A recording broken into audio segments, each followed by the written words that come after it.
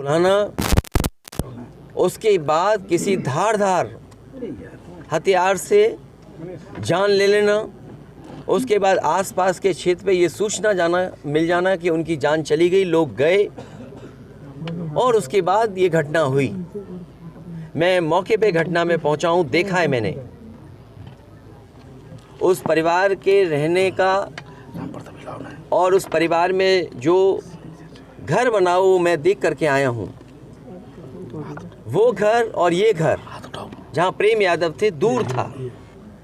आखिरकार किन परिस्थितियों में वहां जाना पड़ा उन्हें, क्या वजह थी कि सुबह ही सुबह वो मौके पे चले गए।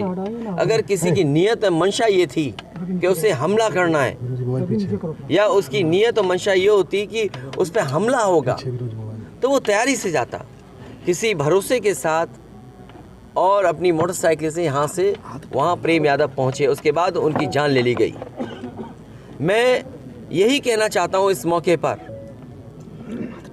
मुख्यमंत्री जी का गृह जनपद है, मंडल मत बोलिए क्योंकि दूसरा जिला बगल का जिला भी घर मानते हैं। देवरिया, गोरखपुर, कुशीनगर, महाराजगंज, वो अपने आप को दावा करते हैं कि वो घर है उनका और जनता ने वोट भी दिया उन्हें। लेकिन जीरो टॉलरेंस वाले लोग इस तरह की भेदभाव फैलाएंगे, इस तरह की घटना होने देंगे और फिर उसका राजनीतिक लाभ लेना चाहेंगे आप।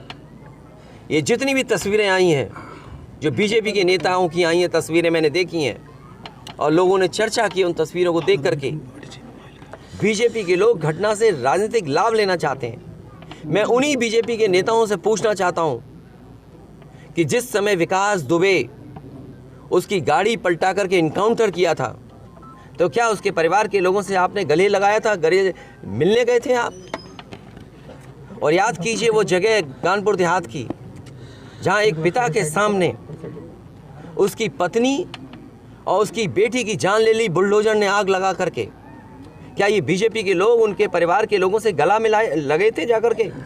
और मुझे याद है जब उसका परिवार का बेटा डीएम आवास में धरना दे रहा था ठंड में, उसके पूरे कपड़े उतरवा करके पुलिस ने पीटा था, उसको मारा था।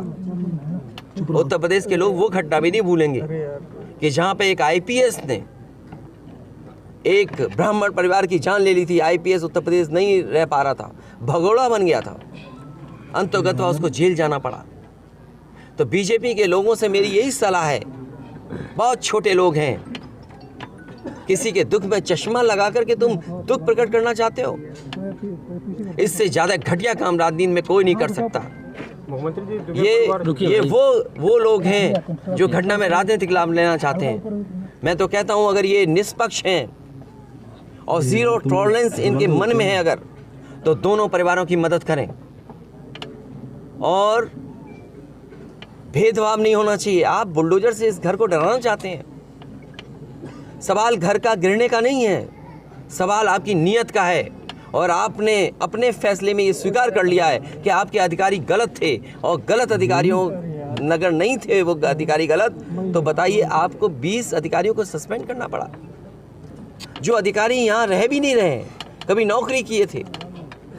आपने बड़े अधिकारी क्यों छोड़ दिए आपने? क्या उनकी जिम्मेदारी नहीं बनती? अगर आपको ये महसूस हो रहा था कि छोटे अधिकारियों के कारण ही ये ज़मीन इस तरह के विवाद बढ़ा है तो आपने बड़े अधिकारियों को क्यों छोड़ दिया?